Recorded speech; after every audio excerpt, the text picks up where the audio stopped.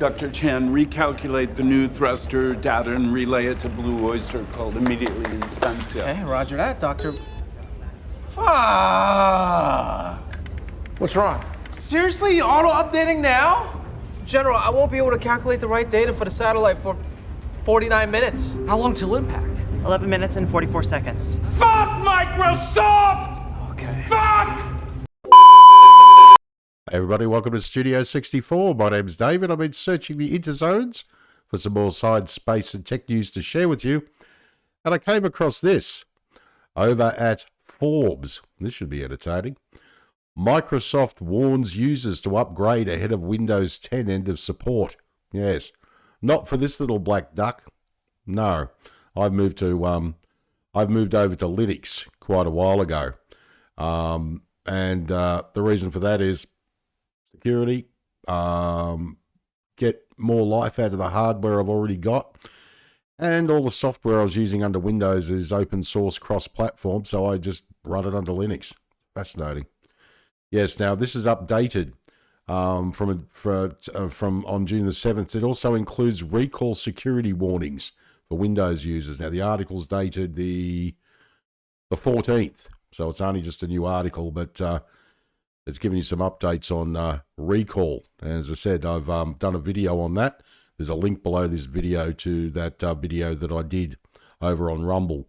And check it out because it's very, very interesting indeed. Now, it turns out they're convincing us that capturing constant screenshots of everything we do on a PC might not be Microsoft's biggest challenge over the next year. Yeah, albeit should. I should say also it should. English isn't that great. Neither is this by the sounds of it, but I think my mother may have to get a refund for the Catholic school because I can't, I think that looks wrong. All right. Spoiler alert, recall is a terrible idea. Absolute privacy disaster / nightmare in the making, and one that should be avoided at all costs. And as usual, I'll leave the link to the main article below the video. Pop in, check out some of these embedded links, go for a bit of a deeper dive if you like, beyond the main article. It makes for a very interesting read, believe me. But the bigger challenge than persuading users otherwise looks like being to persuade them to upgrade from Windows 10 to 11. Now, users know what they like, and a scarily large 70% of Windows users have not made the switch from the OS that was first seen almost a decade ago and has reached the end of its run. Hard to believe that we've had Windows 10 around for, a decade nearly. Fantastic. Unbelievable. Life goes so quick. What was that? That was your life, mate. Oh, that was quick. Do I get another? Sorry, mate. That should not. Typical. As XDA developer says, Microsoft has a big Windows 10 migration issue on its hands. Right now, the majority of Windows users are using Windows 10. The reason why Windows 10 users aren't upgrading is that they already know what Windows 11 is capable of, and they've made the decision not to use it.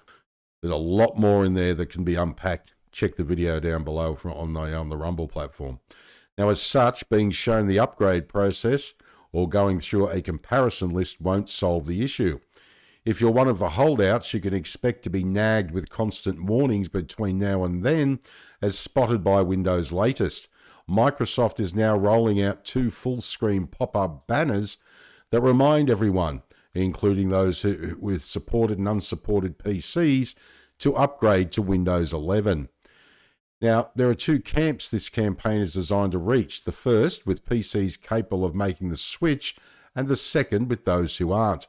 Windows' latest noted that the banner on an unsupported PC warns that the PC will not receive updates and is not eligible for upgrades. Whereas if you have a supported PC, you'll be asked to upgrade to Windows 11 by scheduling the update. Dear oh dear, we all know about Windows updates. Fuck Microsoft! Microsoft's warning is clear. It's time to upgrade your PC before the end of support. End of support arrives on October the 14th, 2025. This means your desktop won't receive tech support or security updates after that. Yep, and there we go. Microsoft's support warning for Windows 10 users. It's time to upgrade your PC before end of support. End of support for Windows 10, October 14th, 2025. There you go. No. No. Just no. This is a tricky situation. Now, while there will be the usual inertia and swathes of users waiting out the switch as they prefer the older platform, there will be many, many more who don't have the necessary hardware to make the change. And that's an issue for Microsoft, those users, and all the systems and platforms they access. Any of you out there work for a very large company? Say you work in a call center. How many Windows 10 PCs are there? Good luck. They're going to have replace all those computers, particularly if they're, what if they're 12 or 18 months old and aren't supported by Windows 11? Every single one of them is going to have to be replaced. Fascinating. And while this is a boon for PC makers, the prospect of this many PCs running out of runway at the same time has other issues. This is a very interesting point coming up. Very interesting point that a lot of people aren't taking notice of. As Canalys has said, the end of Windows 10 support could turn 240 million PCs into e-waste. That's something we don't think of. Microsoft's Windows 11 will support a struggling PC market as customers prepare for another refresh cycle, but the termination of Windows 10 support could prevent hundreds of millions of devices from getting second lives, leaving many liable to end up in landfill. Linux, if you've got a machine that's less than, for argument's sake, some of these machines in these call centers and all this sort of stuff, some of them are only a couple of years old. They're still perfectly viable for running Windows 10 because you're only doing basic office tasks, okay? You're running a word processor, you're running a spreadsheet, you are running VoIP. You've got web-based software through a browser, right? Still capable of running it. I'm sorry, we can no longer support you for security purposes. Throw Linux on the damn thing. I just hope this is a wake-up call for some businesses to give Linux a try anyway, especially if you're using browser-based software. Because if you're running through Google Chrome or something like that, or Microsoft Edge, you can get Microsoft Edge in Chrome for Linux. I don't see it as being an issue myself. Well, what about Office? Use LibreOffice. Or, for goodness sake, one company I did some contract work for, they were using Google Docs, and it was running through the damn browser, and they had a modified version of Gmail running through the browser as their business email. All that can be run through the browser. Some of their managers are even getting bloody, would you believe, Chrome OS-based laptops. Holy crap. Fascinating. A glance at headlines over the last 24 hours might suggest there could be a softening of Microsoft's stance on Windows 10, with news that's reopening a beta developer channel for Windows 10, which opens the window, so to speak, for new features to bring new features and more improvements to Windows 10 as needed. Yeah, I wonder. Now, the bell is tolling for Windows 10. Now, PC World reported, but with hundreds of millions of users still on the older version and many refusing to upgrade, it looks like Microsoft has a few improvements left to make. The new beta version just dropped for Windows insiders. Look, I'm not saying we shouldn't move ahead and we shouldn't advance and everything else, but we've got to definitely be cautious with Windows 11. Again, check out my video available in the link below. Oh, boy. Unfortunately for users who hope might have peaked, Microsoft has confirmed that the Windows 10 end of support date of October 14, 2025 is unchanged. Joining the beta channel on your Windows 10 PC does not change that. I'm wondering if you could do like a Linux thing with Ubuntu where you could actually pay for longer support or a long-term support version. Say Windows 10 Enterprise or something like that. Again, it's just a thought. The fact this channel is being opened does reflect the stubborn popularity of the aged OS, though, and it's likely a precursor to the last-minute confusion and panic a year from now when that end-of-life date rushes up on hundreds of millions of users.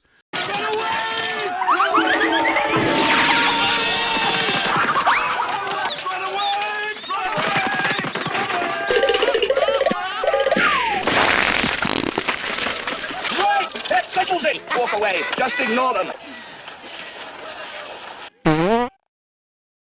Yeah, this channel is for insiders only, and Microsoft also warns that features and experiences included in the Windows 10 builds we flight to the beta channel might not ever get released as we try out different concepts and get feedback.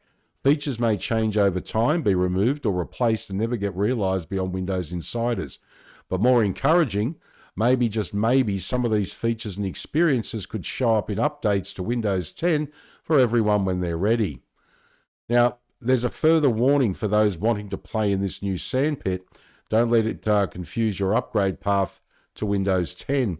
Microsoft warns we will not automatically upgrade you to Windows 11 when you join the beta channel. The Windows 11 upgrade will be available as optional, where you can choose to upgrade when you are ready. That said, if you switch to the Canary or Dev channels, then your PC will upgrade and you only have a small window to roll back to Windows 10. Right, so putting Windows 10 sunsetting to one side, when it comes to Windows warnings, the response to Microsoft's new recall feature is hard to beat. Even as the Windows 10 nags and beta turnarounds has been making the news, the headlines on recall's potentially catastrophic privacy risks have been much more eye-catching. Yeah, definitely much more eye-catching. For those of you who haven't yet caught on, you'll be forgiven for thinking that at first read this can't possibly be a serious update. The idea is very simple: an endless stream of screenshots of everything done on your PC captured and stored on your hard drive. Now take a moment to imagine the implications if an attacker were to get hold of such a trove of your personal, sensitive information, to say nothing of your spouse or kids. What if you lost your laptop? Somebody broke into your house. What if they stole your car while it was in the you had it on the back seat? It's rather stupid. Even if you locked it in the boot, or the trunk, as the Americans call it, and someone stole your car.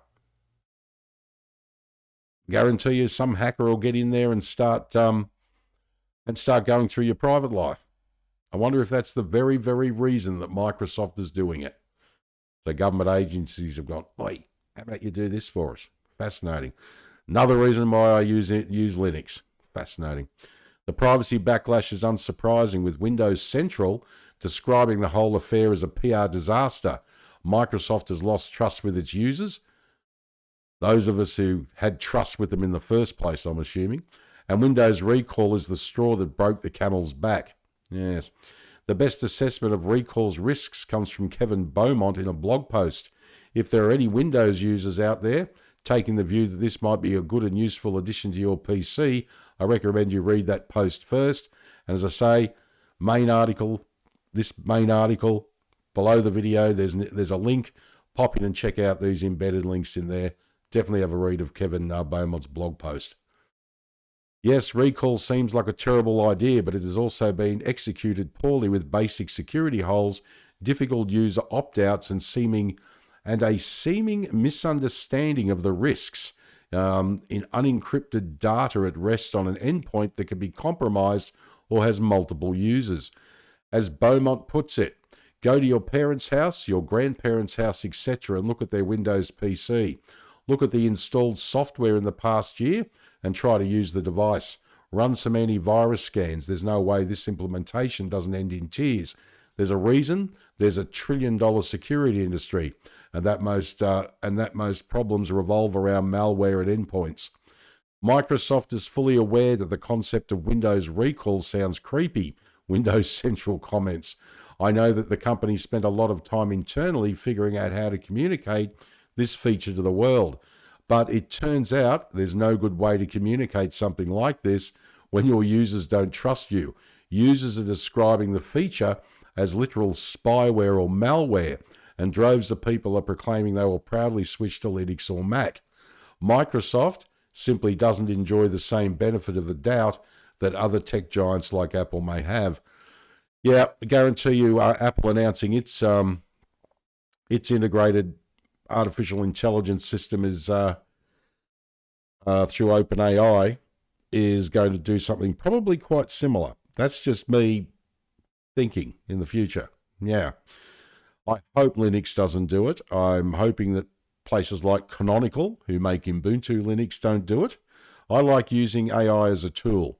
I can access it through a browser, use it for what I need to use it for, shut that browser window down, and it's gone.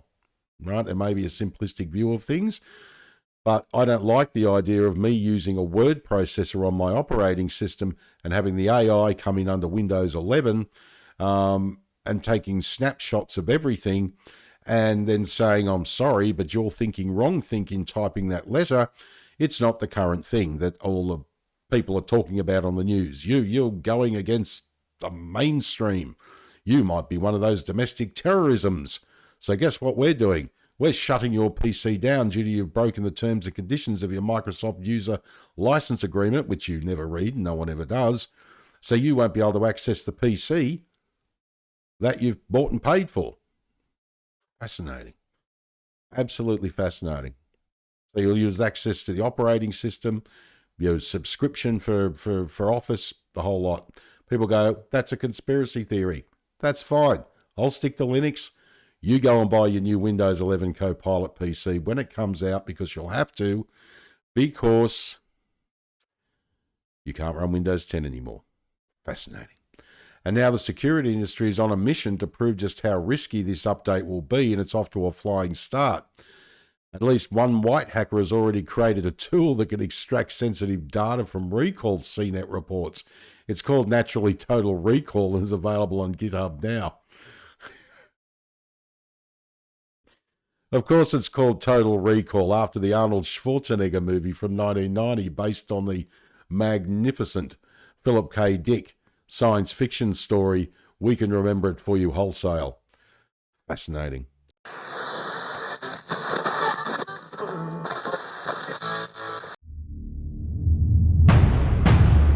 Call recall for the memory of your ideal vacation. You were interested in a memory of, Mars.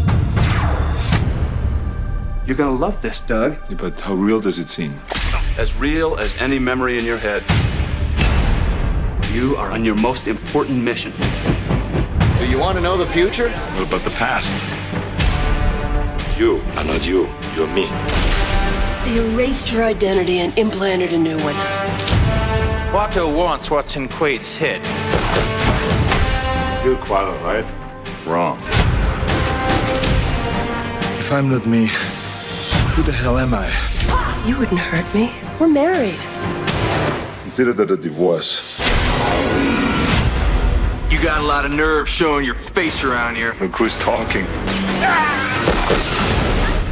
My name is not Quaid. An hour we could have total recall. I want Quaid delivered for reimplantation. Catch! Get ready for a surprise. Kill them all!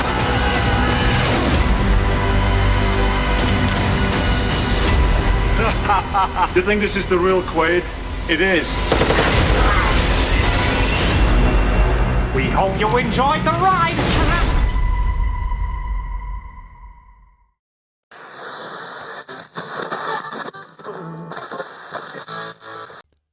Recall is only coming to Copilot PC, so today you won't have an issue. But if you're reading this article, then you may be a Windows 10 user contemplating an upgrade, and a switch to Copilot Plus might be an obvious next step. Yes, all these Windows 10 holdouts for October next year, you go to buy a new PC with Windows 11 on it, bet your bucks to your backside there's going to be a Copilot Plus PC, and you'll have recall on it. Microsoft assures us we built privacy and security into recalls designed from the ground up. With PCs, with Copilot Plus PCs, you'll get a powerful AI that runs locally on your device. No internet or cloud connections are required or used to save and analyze snapshots. Your snapshots aren't sent to Microsoft. Recall AI processing occurs locally, and your snapshots are securely stored on your local device only. I smell bullshit. Well, it appears the security industry strongly disagrees. Now, as for Windows 10, which still remains the bigger issue given the sheer number of users impacted, the only get out from the 2025 upgrade deadline and is time boxed will be purchasing Microsoft's extended security updates, but that won't be cheap.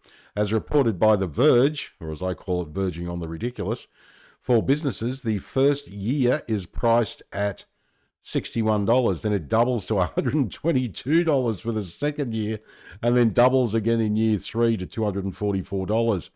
If you enter into the ESU program in a year or two, you'll have to pay for year 1 as well, since the ESUs are cumulative. Consumer pricing will be different. Yeah, now whether it's paying the ESU fee or switching up, you really do need to maintain security updates for your system, as painful as either option might be.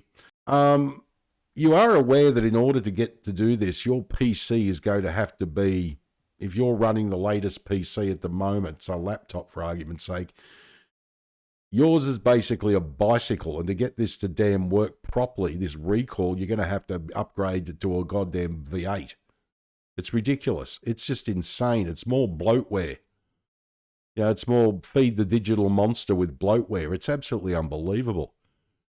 It's enough to drive you stark raving potty. Why the hell would I take a test? Come on, man.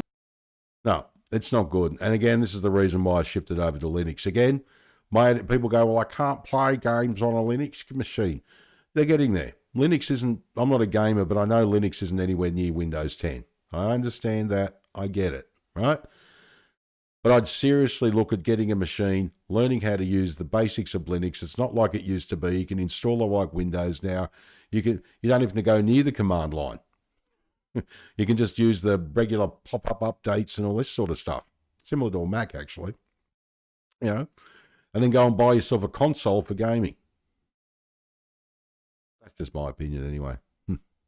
All right, well, my name is David. Thanks for joining me for another Studio 64 Science, Space and Tech News update. I shall see you in the next one. If you enjoyed this video, please like, share, subscribe. I'd greatly appreciate it. If you're up for it, drop a comment down below the video, because I'd love to hear what you think.